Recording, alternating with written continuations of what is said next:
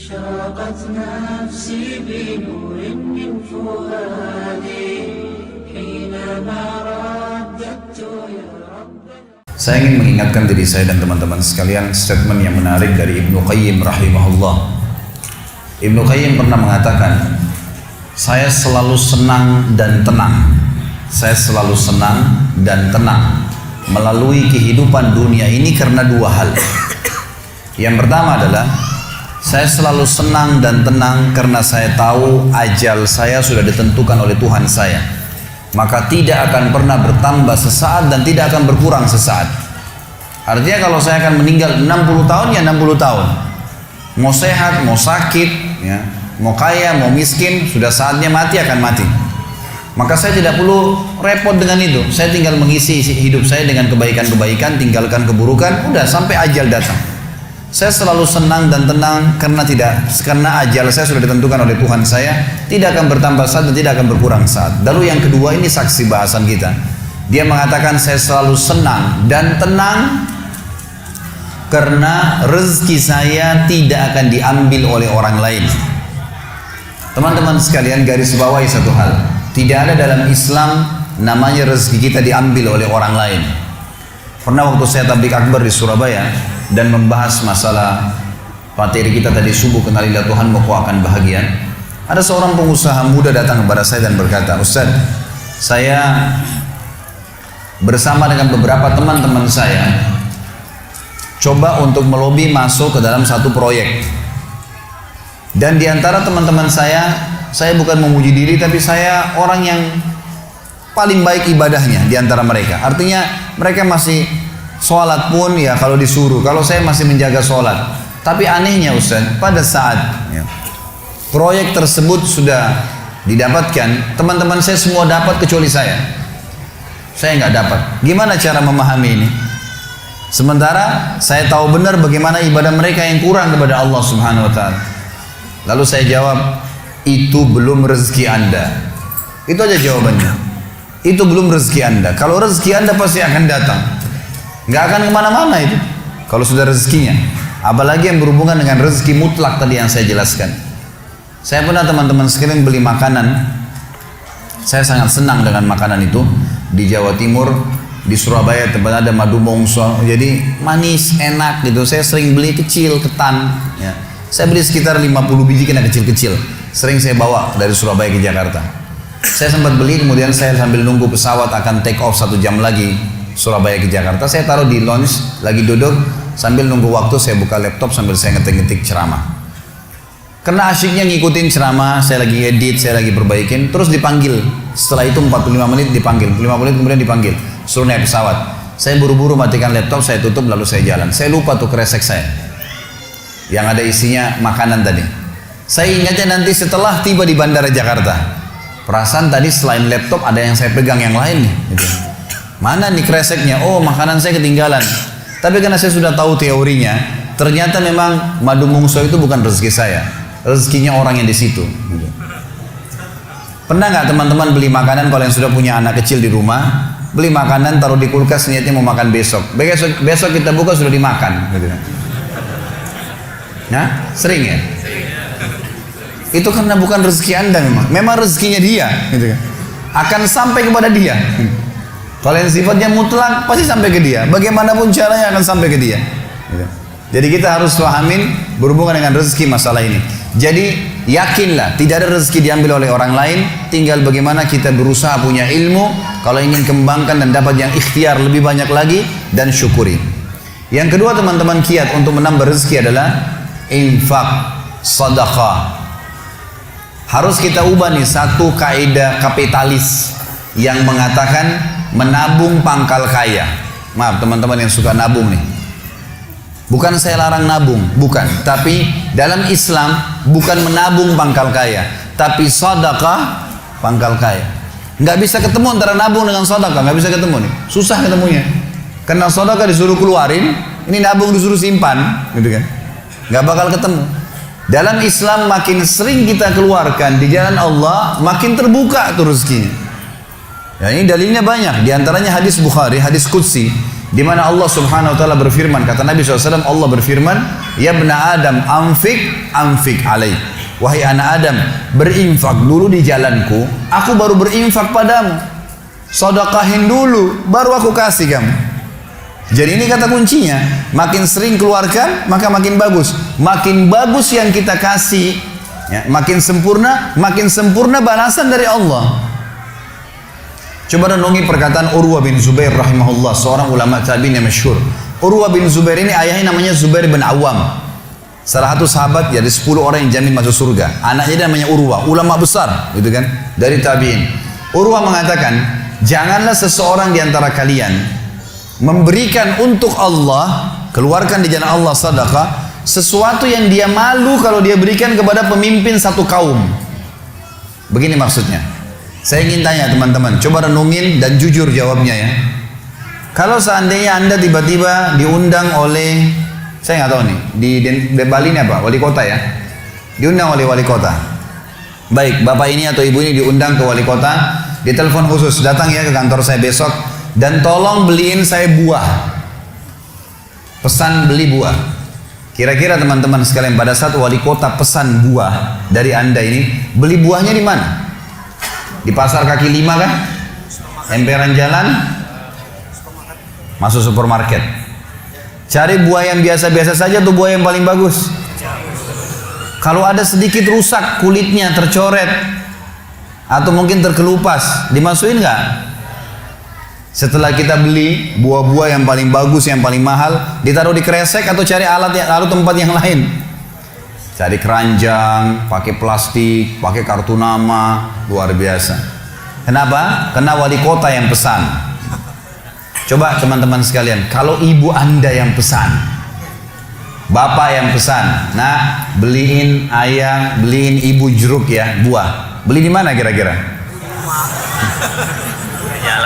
Di kaki 5. Kemudian penjualnya bilang, ini ada rusak sedikit, nggak apa-apa, masukin aja.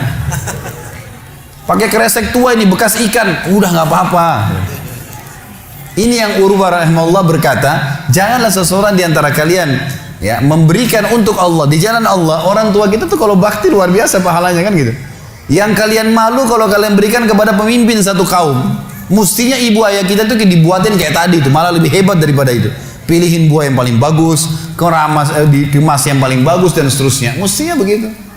Tapi seperti itulah manusia, karena tidak paham teman-teman sekalian. Sesuatu yang dikeluarkan di jalan Allah akan mendatangkan respon rezeki yang banyak. Ini satu hal yang harus digarisbawahi, dan akan saya bacakan banyak sekali dalil berhubungan dengan masalah itu, di mana Allah Subhanahu wa taala menyuruh kita keluarkan. Ingat, makin baik kita berikan, makin baik juga respon dari Allah Subhanahu wa taala. Coba teman-teman muhasabah nih. Kalau celengan masjid lagi lewat dan Anda punya 1000 baru 1000 tua, yang mana ditaruh? 1000 tua. Kenapa 1000 tua yang ditaruh? Karena belum tahu nih, kalau saya berikan di jalan Allah, ini akan datang responnya. 1000 baru yang kita beli air mineral di luar sana, ini pemahaman yang salah. Ini yang kita mau lurusin malam ini nih. Mestinya teman-teman sekalian cari uang yang baru dikasih ke jalan Allah, yang tua dipakai belanja. Mestinya begitu. Karena makin baik kita berikan, maka makin baik responnya. Gitu kan? Makanya kata para ulama, siapa yang memberikan sesuatu yang baik pada Allah di jalan Allah, Allah akan balas dia dengan kebaikan. Saya akan angkat sebuah kisah teman-teman sekalian. Kisah seorang ulama tabi'in bernama Rabi' ibn Haytham rahimahullah. Rabi' ibn Haytham ini ulama yang sangat terkenal dengan kesolehannya, luar biasa kesolehannya orang ini. Jadi dia di akhir hidupnya, Rabi' ibn Haytham ini muridnya Abdullah bin Umar, muridnya Abu Musa al-Asy'ari, sahabat-sahabat yang mulia. Ini murid langsungnya, ulama tabi'in yang terkenal, Rabi' ibn Haytham. Rabi' ibn Haytham ini di akhir hidupnya sempat stroke setengah badan. Datanglah 2 orang muridnya bertamu ke rumahnya, dan ini termasuk adab yang baik. Kalau teman-teman mendapatkan seorang alim ulama dan memang dia bersedia bisa didatangin, kunjungin, minta nasihat, atau ketemu minta nasihat, atau ada di pengajiannya lah. Mereka datang mengatakan, begitu masuk, kebetulan stroke setengah badan, bagian kiri tubuhnya stroke ini. Ada 4 kejadian di rumahnya pada saat itu. Yang pertama, pada saat muridnya masuk, muridnya berkata, wahai imam ini kiai, ustadz, wahai imam, apa rahasianya, kenapa anda ini bisa mengontrol lisan anda? Tidak seperti ulama-ulama yang lain. Masih kadang-kadang ngobrol-ngobrol kosong. Anda ini betul-betul, Rabi ibn Haytham ini terkenal kalau ngomong nasihat, tanya kabar orang, gitu kan, Quran atau zikir, nggak ada yang lain. Ini itu saja 4 tuh dari lisannya, nggak ada yang lain, luar biasa. Kalau bukan nasihat orang, tanya kabarnya orang lain, gitu kan, apa kebutuhan mereka, kemudian berzikir atau baca Quran. Gitu. Ini masuk dalamnya zikir adalah doa. Maka dikatakan apa sih, murid-muridnya bilang apa rahasianya Anda melakukan seperti ini? Dan ini saya sempat angkat di khutbah Jumat kita kemarin potongan kisah ini. Maka Rabi ibn Haytham mengatakan, wahai murid-muridku, apakah kalian sampai sekarang masih ragu ada Tuhan namanya Allah, dan kalian masih ragu di pundak kanan dan kiri kalian Allah telah letakkan malaikat yang akan mencatat amal baik dan amal buruk kalian, dan pasti demi Allah akan dibacakan dan dihisapkan untuk kalian di sana di akhirat nanti? Artinya saya bisa mengontrol lisan saya karena saya tahu Tuhan saya selalu melihat, dan ada malaikat yang mengawasi, tidak pernah tidur nih 24 jam terus mengawasi, baik dicatat buruk dicatat. Lalu kemudian muridnya mengatakan, baiklah kalau gitu, dapat ilmu.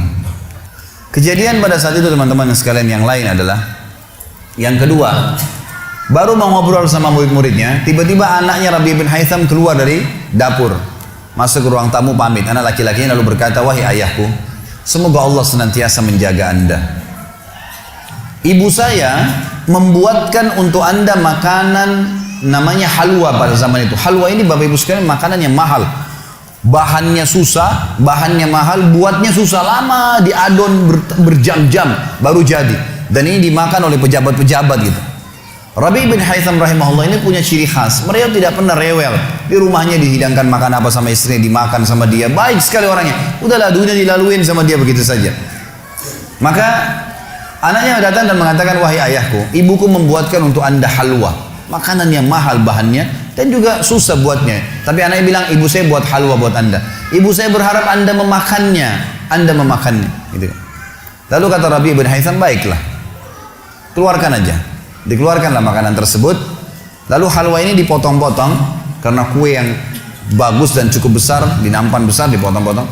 Baru saja Rabi bin Haytham mau memegang dengan tangan kanannya, karena sebelah kirinya sakit, diambil sebelah kanan, kemudian dia kasih isyarat murid-muridnya untuk ambil juga. Baru mereka mau pegang, tiba-tiba pintu rumahnya ada yang ketuk. Diketuk. Dia kasih isyarat anaknya, suruh buka pintu itu. Dibuka pintu itu. Anaknya pergi sana. Waktu dibuka teman-teman sekalian, ini ternyata yang ketuk pintu bukan orang biasa, orang yang luar biasa, orang gila, gitu kan. Jadi bukan orang yang peminta-minta biasa, orang yang luar biasa, orang yang selalu anggap ini udah deh, nggak usah dilayanin, nggak usah diajak ngomong, nggak usah diperhatikan, gitu kan. Orang gila ini ketuk pintu dengan pakaiannya yang lusuh, tidak pakai alas kaki, rambutnya berantakan, kasih isyarat minta makan. Rabi ibn Haytham rahimahullah tunjuk anaknya, suruh datang, angkat nih halwa, kasih orang gila itu. Halwa nih makanan yang mewah, kasih orang gila itu. Dibawa sama anaknya. Anaknya ini Rabi ibn Haytham waktu bawa piring itu, niatnya ingin memberikan ke orang gila 1 potong, gitu kan. Begitu tiba depan pintu, orang gila lihat makanan enak, walaupun gila tahu juga ini makanan enak, gitu kan. Diambil sama dia piringnya. Diambil, dimakan semua. Dalam kisahnya dikatakan sampai air liurnya jatuh-jatuh di situ, dihabisin sama dia. Sudah habis teman-teman sekalian, apa yang terjadi? Orang gila nggak ngerti, dia nggak terima kasih, nggak apa, piringnya dilempar pergi. Anaknya Rabi ibn Haytham ini tahu nilainya makanan yang ibunya buat tadi. Diambil piring itu, ditutup pintunya, lalu dia kembali lagi. Kemudian dia bilang sama ayahnya, wahai ayahku, semoga Allah senantiasa menjaga Anda. Sebelum saya lanjutkan kisah teman-teman sekalian, saya sarankan juga bahwa teman-teman di sini yang sudah punya anak, biasakan selalu menggunakan doa antara suami istri dengan anak. Itu penting sekali. Karena kata Nabi SAW, jangan ucapkan kata-kata doa yang bisa berbau doa buruk buat kalian, diri kalian, keluarga kalian, dan harta kalian. Karena bisa saja malaikat lewat dan mengaminkannya. Kita harus selalu doa yang baik, gitu kan. Jadi Rabi bin Haytham membiasakan anaknya untuk dilatih berdoa yang baik. Jadi selalu kalau mau minta tolong, nak, semoga Allah menjagamu, ambilkan ayah ini. Nak, semoga begini, semoga Allah menjagamu, semoga Allah berikan kau rezeki, ambilkan ayah seperti ini. Jadi selalu diikuti dengan doa. Anaknya pun terbiasa mendoakan ayahnya. Dalam kondisi anaknya jengkel karena perilaku si orang gila tadi, dia kembali, dia masih sempat mengatakan, ayah, semoga Allah menjaga Anda. Tadi itu ayah yang minta-minta orang gila. Dia tidak mengerti nilainya makanan yang kita kasih. Kalau tadi Anda suruh saya ke dapur, ngambil apa saja, roti lah, apalah, dia makan juga. Kenapa harus halwa yang ibu saya setengah mati buat, biayanya mahal, buatnya lama, gitu kan? Jadi anaknya butuh jawaban nih. Perhatikan apa jawabannya orang beriman kepada Allah dan tahu benar kata kunci bertambahnya rezeki justru dengan sedekah itu. Kata dia apa? Ya waladi, illam yadri, fallahu yadri. Baru dia baca ayat lan tanalu birra hatta tunfiqu mimma tuhibbun. Wahai anakku, kalau orang gila itu tidak tahu nilainya makanan yang kita kasih, nggak penting buat saya. Karena Allah tahu nilainya, bukan dianya, tapi Allah tahu nilainya. Dan ingatlah firman Allah, kalian tidak akan mendapatkan, gitu kan? Kalian tidak akan mendapatkan balasan sempurna daripada sedekah kalian sampai kalian menginfakkan apa yang paling kalian cintai. Saya suka halwa itu, tapi disuruh kasih. Teman-teman sekalian, pelajaran luar biasa dari kisah ini. Pernah nggak kita berpikir berikan makan orang gila? Kadang-kadang subhanallah kita lihat orang gila ambil di sampah, kita biarin, nggak mau dilihat. Kalau kita nggak kasih makanan dia, siapa yang akan kasih makan? Dan Allah tetap menilai kita dan sesuai dengan niatnya. Innamal a'malu binniyat. Termasuk saya pernah jelaskan ke jamaah saya di pengajian. Kalau ada orang datang ke masjid kita ini sekarang bawa proposal, teman-teman sekalian, nih proposal saya mau bangun masjid, butuh bantuan 1 miliar, kita nyumbang semua, terkumpul 1 miliar. Sebulan kemudian kita tahu orang itu dusta, rugi kah kita? Tidak rugi sama sekali. Kita akan dapatkan pahala bangun masjid walaupun masjidnya belum dibangun. Karena innamal a'malu binniyat, gitu kan? Allah akan kasih begitu. Siapa yang niat mengerjakan satu perbuatan, niat dalam hatinya, belum dikerjakan dapat 1 pahala. Dikerjakan diberikan pahala 10 kali lipat sampai 700 kali lipat kata Nabi SAW. Jadi jelas sekali, gitu kan? Bagaimana Rabi ibn Haytham mengajarkan kepada kita bersedekah, teman-teman, sampai pada orang gila pun dikasih. Karena Allah akan menilai kebaikan itu. Bagaimana bisa kita tidak lakukan? Maka selesai kisah yang kedua. Kisah yang ketiga adalah muridnya mengatakan, wahai imam, apa nasihat anda untuk kami dalam masalah ibadah? Tentu yang jadi saksi bahasan tadi orang gila dikasih makan itu ya. Maka dia mengatakan waktu ditanya oleh muridnya apa nasihatnya dalam ibadah kami apa nasihatnya, sholat, puasa, apa nasihat anda? Maka beliau mengatakan, alaikum bil asrar, rahasiakan amal soleh kalian, jangan ceritakan sama siapapun. Kerjakan tapi jangan ceritakan. Udah, Allah sudah utuskan ada malaikat yang catat semua kebaikan, tidak dibayar, tidak pernah tidur, lengkap semua data-datanya hari kiamat. Semua dicatat. Rahasiakan amal soleh kalian, jangan ceritakan sama siapapun, jangan buka sama siapapun. Baik. Lalu kejadian terakhir di rumahnya adalah teman-teman sekalian, waktu itu terdengar azan duhur, stroke setengah badan. Lalu Rabi ibn Haytham ini saya sekalian berikan motivasi kepada teman-teman yang masih malas sholat di masjid. Rumah Allah harus didatangi teman-teman sekalian, fadilahnya sangat besar. Kata Nabi SAW, setiap orang ke masjid, setiap langkahnya mengangkat derajatnya 1 langkah, yang 1 langkah mengampuni dosanya. Setiap ke masjid dapat 1 istana di surga, dan pulang dari masjid 1 istana lagi. Hadis sahih semua menjelaskan masalah ini, gitu kan? Belum fadilah sholat berjamaahnya, belum terbangun ukhuwah, belum dan seterusnya. Belum lagi hadis Nabi SAW, siapa yang tidak kehilangan takbiratul ihram pertama imam selama 40 hari, dia akan akan diselamatkan dari sifat kemunafikan. Banyak fadilahnya. Rabi bin Haytham rahimahullah stroke setengah badan teman-teman sekalian. Lalu dia dengar azan duhur, dia kasih isyarat anaknya sudah tahu, suruh datang. Anaknya lalu menopang tubuhnya dia yang sebelah kanan, minta diantar ke masjid. Stroke setengah badan dan sudah sangat tua. Lalu muridnya bilang, saya lalu kemudian membantu menopang tubuhnya yang stroke, dan demi Allah untuk kami membawanya ke masjid, kakinya yang stroke terseret di tanah. Lalu saya bisikin di tengah jalan, imam, hai kiai, hai guru, anda kan punya rukhsah, punya keringanan, sholat aja di rumah. Stroke, tua, susah, gitu kan? Lebih baik sholat di rumah. Apa kata dia? Orang beriman tidak mengenal stroke kah, sakit keras kah, ibadah kepada Allah nggak terganggu nih. Kata dia, wahai muridku, aku mendengarkan dengan kupingku ini azan, hayya 'alas shalah, hayya 'alal falah, ayo salat, ayo mendapatkan kemenangan dari Allah, hanya melalui lisan muadzin saja. Karena semua muadzin sama mengucapkan, mau orang Afrika, mau orang Arab, mau orang Melayu, azannya sama, hayya 'alas shalah, hayya 'alal falah. Allah memanggil saya mengatakan, ayo sholat, pencipta langit dan bumi, ayo mendapatkan kemenangan. Lalu saya sholat di rumah saya, demi Allah saya akan datangi masjid walaupun saya merangkak. Luar biasa nih, ya, keimanan membuat seseorang stroke pun bisa beribadah kepada Allah. Tapi dari kisah kita, ya, dari 4 kejadian di rumah Rabi ibn Haytham adalah bagaimana dia bersedekah kepada orang fakir miskin tadi. Ada riwayat Bukhari yang lain teman-teman sekalian berbunyi, Kata Nabi SAW dulu di zaman Bani Israel ada 2 orang. Di zaman Bani Israel ada 2 orang. 2 orang ini bersahabat, dua-duanya punya kebun. Dua-duanya punya kebun. Kebun ini mereka lagi nunggu hujan dan satu negeri itu belum turun hujan. Tiba-tiba si A sama si B. Si A ini melihat ada awan, kata Nabi SAW, lewat di atas kebunnya. Dan terdengar suara dari awan itu berkata, turunkanlah hujan di kebunnya fulan. Kebun temannya dia di sebelah. Maka dia bilang, kata Nabi SAW, orang ini pun mengikuti awan tersebut. Ternyata betul, awan itu menggumpul semuanya di atas kebun temannya, hujan. Tapi cuma kebun temannya, yang lain gak kena hujan. Maka Nabi SAW mengatakan, dia pun bertanya pada temannya, apa yang kamu lakukan dengan kebunmu? Sampai di musim panas seperti ini pun Allah masih menurunkan hujan untuk kebunmu saja. Apa yang dia bilang? Dia bilang, saya membagi keuntungan dari usaha saya ini menjadi 3. Keuntungannya bukan modal.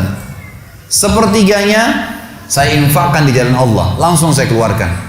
Sepertiganya lagi saya tambahkan ke modal. Sepertiganya lagi saya gunakan untuk keperluan keluarga saya. Jadi ternyata teman-teman sekalian, sedekah itu betul-betul sangat luar biasa. Membuka pintu rezeki. Jadi makin dikeluarkan, makin royal, makin datang. Saya sarankan teman-teman kalau bisa ikutin ceramah saya di YouTube, ada tentang Abdurrahman bin Auf, sahabat Nabi, serial sahabat. Kita sudah membahas 9 sahabat, Abu Bakar, Umar, Uthman, Ali, Talha, Zubair, kemudian Abdurrahman bin Auf, Talha bin Ubaidillah, terakhir itu Sa'id bin Zaid. Dan insya Allah hari Sabtu depan ini akan ada tablik akbar sahabat yang ke-10, Abu Ubaidah bin Jarrah. Abdurrahman bin Auf salah satu sifat ciri khasnya, semua sahabat suka bersedekah, tapi Abdurrahman ini luar biasa dalam sedekah, luar biasa. Beliau pernah kedatangan keuntungan 1 peti emas di satu malam, gak bisa tidur, gelisah. Istrinya tanya, kenapa Abdurrahman? Dia bilang, saya gak bisa tidur nih, belum pernah ada keuntungan sebesar ini. Kata istrinya, lalu apa keinginan? Dia bilang, saya ingin keluarkan jalan Allah, saya gak mau simpan di rumah saya malam ini. Ya, gak mau nabung. Kalau kita subhanallah baru untung 1 juta sudah antri sejam di bank, gitu kan. Ini gak mau nabung, keluarin malam ini, sedekahin semua untuk fakir miskin. Gitu. Istrinya juga salehah. Nggak seperti sebagian muslimah, maaf saya nggak singgung muslimah di belakang sana. Tapi ada orang begitu suaminya dapat untung, sebelum disedekahin, sebelum kasih orang tuanya, sebentar dulu, jatah saya mana? Gitu. Ini enggak, istrinya mengatakan sedekahin, ayo kita sama-sama. Dibungkuslah emas-emas itu, koin-koin emas, dirham emas itu, kemudian dibagiin, habis. Subhanallah, karena ikhlasnya mensedekahkan semua keuntungan malam itu, besok dalam riwayat saya dikatakan datang 2 peti keuntungan dengan produk yang sama. 2 peti emas dikeluarin sama Abdurrahman, 2 peti emas. Hari ketiga datang 3 peti keuntungan. Dikeluarkan hari keempat datang 4 peti. Begitu terus sampai Abdurrahman memiliki sebuah gudang penuh dengan emas. Waktu Abdurrahman radhiyallahu anhu meninggal dunia, waktu mau dibagi warisannya, itu emas-emasnya saking sudah ditumpuk-tumpuk sampai melengket satu sama yang lain. Waktu mau dipisahin dibagi, itu harus pakai kampak, dan yang mengkampak itu tangannya sampai memar, luka. Gitu. Saking banyaknya, selalu sedekah. Setiap hari beli 33 budak dibebasin. Setiap hari beli budak bebasin.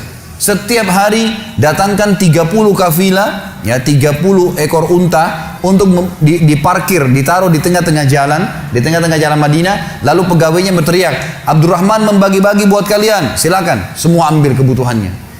Luar biasa gitu. Kita subhanallah kadang-kadang bersedekah, kalau orang datang itu pun masih perhitungan, gitu kan. Ini enggak sengaja cari orang yang butuh lalu dikasih. Maka lihat bagaimana mereka memahami tentang masalah sedekah ini teman-teman sekalian. Dalam hadisnya dikatakan sedekah tutfi'u ghadabur rahman. Sedekah itu bisa meredam murkanya Allah. Keluarin, jangan ragu dengan masalah sedekah itu. Karena itu kata kunci datangnya rezeki. Mari kita dengarkan ayatnya.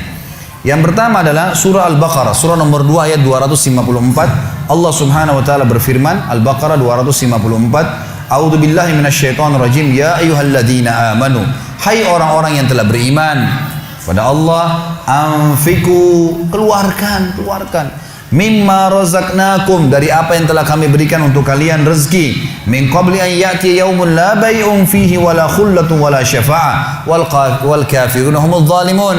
Sebelum datang hari nanti kalian menyesal, nggak ada lagi hari transaksi, nggak ada lagi kasih sayang, tidak ada lagi pertolongan hari kiamat.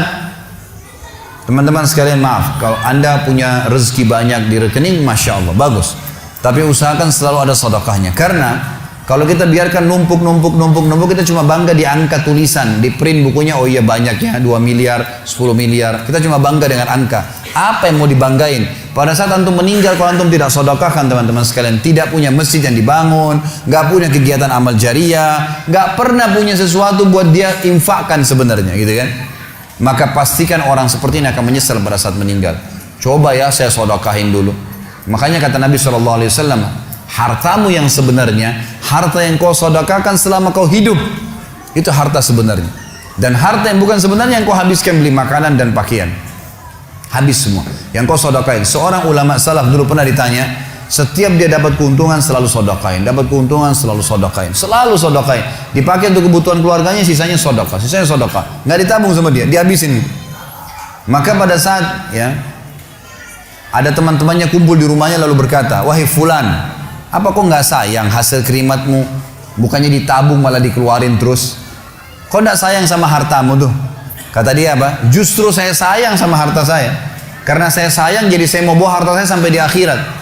Ini sedekah saya bawa sampai di akhirat. Kalau saya simpan di sini saya cuma tabung untuk dunia saja. Gitu. Jadi lihat bagaimana mereka memahami tentang masalah sedekah itu. Kemudian dikatakan dan orang-orang kafir, mereka lah orang-orang yang zalim. Mereka tidak mau sedekah, maka mereka zalim sebenarnya.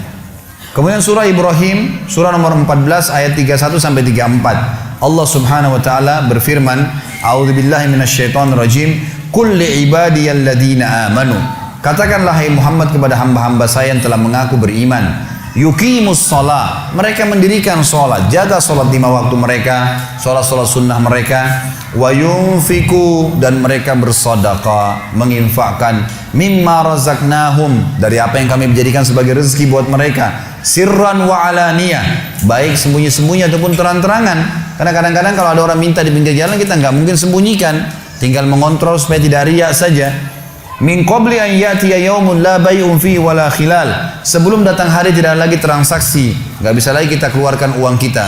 Di akhirat nggak laku lagi rupiah, nggak laku lagi dolar, nggak laku lagi pound sterling, nggak ada lagi semua itu. Yang laku adalah yang sudah disedekahkan selama di dunia. Sebelum datang hari yang tidak ada transaksi dan tidak ada lagi persahabatan. Allahul ladzi khalaqas samawati wal ard, yang menyuruh kalian sholat tadi dan menginfakkan apa yang kalian telah diberikan adalah Allah yang telah menciptakan seluruh langit dan bumi. Wa anzala minas sama'i ma'a, dan telah menurunkan dari langit air. Fa akhraja bihi minas samarati rizqan lakum, lalu dengan air hujan itu dia tumbuhkan buah-buahan sehingga kalian bisa menjadikannya sebagai rezeki kalian, menutupi kebutuhan kalian. Wa sakhkhara lakumul fulka litajriya fil bahri bi amri, yang menyuruh kalian sholat dan berinfak itu adalah Tuhan Allah yang telah menundukkan lautan sehingga bahtera-bahtera kalian bisa meraung di atasnya. Wa sakhkhara lakumul anhar, juga yang telah menundukkan sungai-sungai buat kalian, bisa dilewatin atasnya, bisa diambil ikan-ikan dan seterusnya yang ada di dalam lautan dan sungai itu. Wa sakhkhara lakumus syamsa wal qamara da'ibain, dan juga yang menyuruh kalian sholat dan menginfakkan harta kalian adalah yang telah membuat, yang menundukkan matahari dan bulan yang rutin terus menerus setiap pagi dan malam silih berganti untuk memenuhi kebutuhan kalian. Wa sakhkhara lakumul laila wan nahar, dan menundukkan juga buat kalian malam untuk istirahat dan siang untuk bekerja. Wa atakum min kulli ma sa'altumu, dan juga dia akan memberikan semua apa yang kalian minta kepadanya. Wa in ta'uddu ni'matallahi la tuhsuha, kalau kalian ingin menghitung-hitung nikmat Allah maka kalian tidak akan mampu. Innal insana la zalumun kafar, sesungguhnya manusia itu zalim, kafar, kufur, gitu kan. Dikatakan dalam sebuah hadis, kata Nabi SAW, manusia itu kufur. Kalau dia dikasih, ya, kalau Allah tahan rezekinya, maka dia terus menerus berdoa, terus menerus mengeluh, dan pada saat Allah kasih dia pelit untuk tidak keluarkan. Bagaimana bisa dia menganggap punya? Siapa di antara anda yang menganggap apa yang dia miliki sekarang punya dia? Mungkin kita semua mengatakan, oh ini rumah saya, ini mobil saya, ini punya saya, ini baju saya. Itu perkataan kita cuma simbolik di dunia. Buktinya pada saat kita meninggal, dibungkus dengan kain kafan, semewah apapun mobil tidak bakal ikut ke liang lahat, rumah tidak masuk liang lahat, nggak ada ceritanya. Kita masuk semua jadi warisan tuh. Itu buktinya. Lahir tanpa pakaian, masuk kuburan juga dengan 1 lembar pakaian, gitu. berarti bukan milik kita. Maka kesempatan kita memperbanyak amal sedekah kita, sehingga memang mendapatkan pahala yang besar. Dan sekali lagi bahasan kita, sedekah mendatangkan rezeki yang banyak.